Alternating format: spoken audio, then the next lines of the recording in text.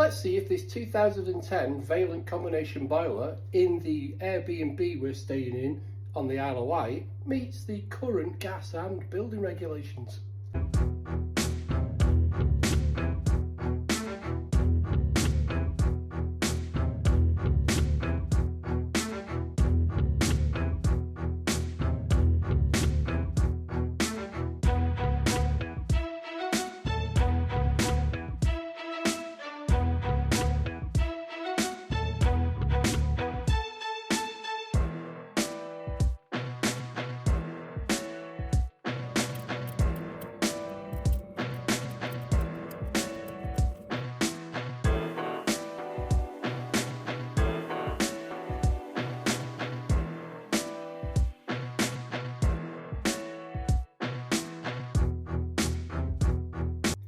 Guess that's a no then.